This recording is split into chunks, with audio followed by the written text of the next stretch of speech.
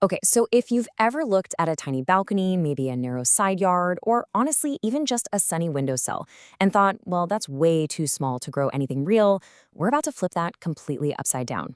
Welcome to The Explainer.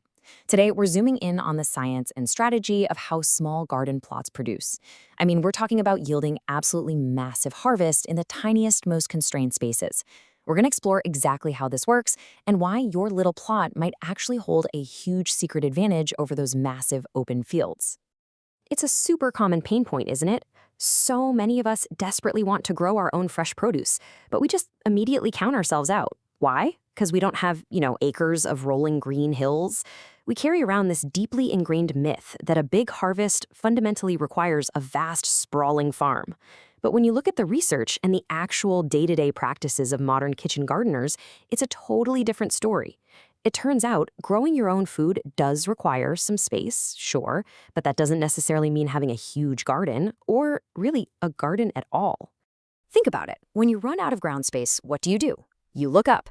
By utilizing vertical space, we're talking suspended pots, climbing trellises, you actually transform a flat, boring brick wall into this incredibly lush, highly productive ecosystem. Walls, balconies, simple wooden fences, they all offer absolutely premium growing real estate if you just know how to use them. It literally redefines our whole concept of what a garden plot can even look like. Now, it isn't just about clever placement. There is actual, hard environmental science working in favor of your small urban plot.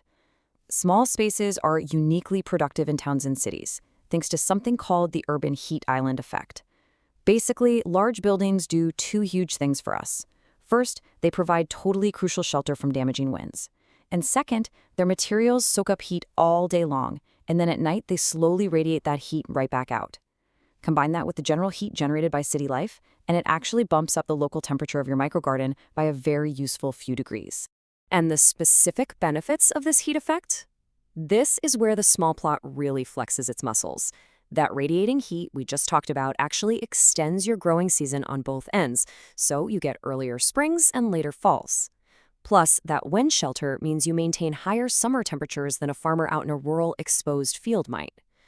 Ultimately, these protected little microclimates make it completely viable to grow exotic, heat-loving crops. We're talking about successfully cultivating things like figs, okra, loquats, tomatillos, right in the middle of a city. I mean, rural farmers might seriously struggle with those out in the open elements. If you have an enclosed space facing south or west, it basically acts exactly like one of those historical walled gardens, just scaled down. It creates an absolute sun trap. Heat-loving crops, think chili peppers, peaches, those gorgeous tomatoes, deep purple eggplants, they absolutely revel in that captured warmth. Meanwhile, you don't waste the cooler spots either. Your north or east-facing walls are perfect for leafy lettuces and brassicas. So, one single tiny plot can actually provide a complete spectrum of growing environments. Section 1. The Hacker's Guide to Growing Up and Over. Since ground space is your absolute limit in a small plot, you really have to treat the whole environment like a dynamic 3D puzzle.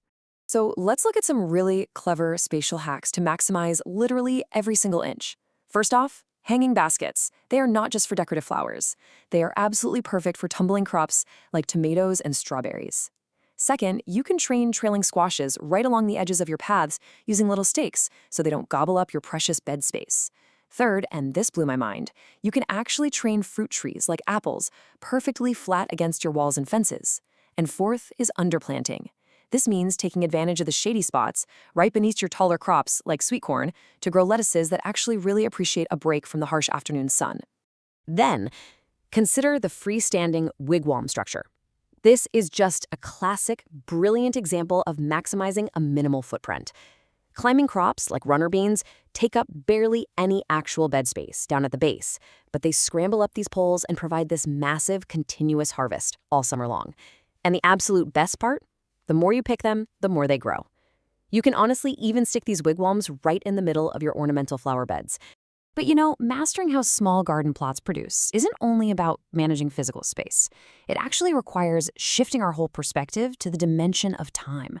To get the absolute most out of what you have, you want to choose crops that play the clock to your advantage. This means laser focusing on cut-and-come-again varieties and baby crop varieties. These rapid growers allow for multiple successive harvests in just one single season. Basically, your tiny patch of dirt is working major overtime for you. Just to put that timeline into perspective for a second, baby varieties of turnips, beets, and carrots, you can harvest those within just a couple of months of sowing.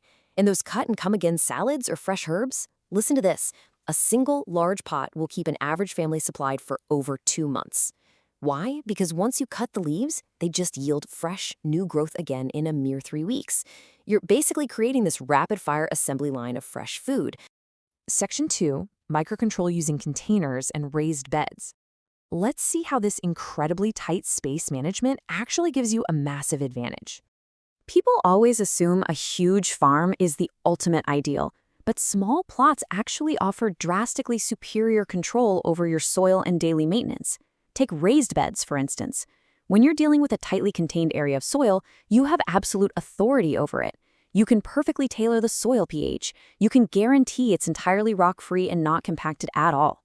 This creates an absolute utopia for delicate root crops that would normally fork or get stunted in heavy, rocky farm soil. Plus, when you add organic matter, there is zero waste. Literally every ounce of fertilizer goes straight to the roots, rather than washing away down a tractor path. I absolutely love this quote from the source material because it perfectly hits the nail on the head regarding the lifestyle difference. Think about the grueling, heavy chores of large-scale farming. The novelty of pushing a massive wheelbarrow or having to put slugs in your car trunk or the drive home from a community plot. That wears thin really fast. A microgarden removes all that daunting overhead. You're cultivating in bite-sized chunks, you rarely have to battle massive weed infestations, and yes, it's also easier to sneak out in your pajamas in the morning to enjoy homegrown fruit for breakfast. It's just a joyful, super accessible intimacy with your food. And this level of microcontrol allows you to successfully grow this incredibly diverse variety of foods right next to each other, plants that usually demand totally different environments. You can have acid-loving blueberries absolutely thriving in a dedicated terracotta pot with perfectly tailored compost, sitting right smack next to a deep raised bed full of flawless giant root vegetables. You dictate the rules for every single square foot. Which brings us to our final and, honestly, probably our most important strategy. Because you are working with strictly limited space, you have to treat your crop selection almost like a strict economic decision. You are not aiming for absolute self-sufficiency here. Very, very few people have the space for that.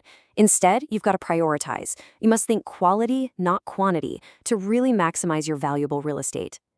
So the crucial point to remember is this: create a to-buy list and a to-grow list. Seriously, never ever waste your precious small space on bulky, cheap supermarket staples. Don't dedicate an entire container to main crop potatoes that take months to grow and cost literally pennies at the store. Instead, grow things that are incredibly expensive, rare, or strictly best when eaten super fresh. I'm talking about growing Nun's belly button green beans, or fat lazy blonde lettuce, or yellow stuffer tomatoes. These are varieties you will literally never find in a supermarket aisle. Grow early melt-in-the-mouth new potatoes. You want to grow for novelty, flavor, and high value. It really changes how you look at the space around you, doesn't it? We've seen how flat walls become buzzing ecosystems, how city heat becomes this massive advantage, and how tight constraints actually breed incredible agricultural creativity. So, I'll leave you with this provocative thought. If a single pot on a patio can provide an entire family with months of fresh salads, what hidden harvests are currently waiting to be unlocked on your windowsill or right along your fence line? Take a look around your own home today with this fresh perspective, because your next big harvest might just be waiting in the smallest of spaces.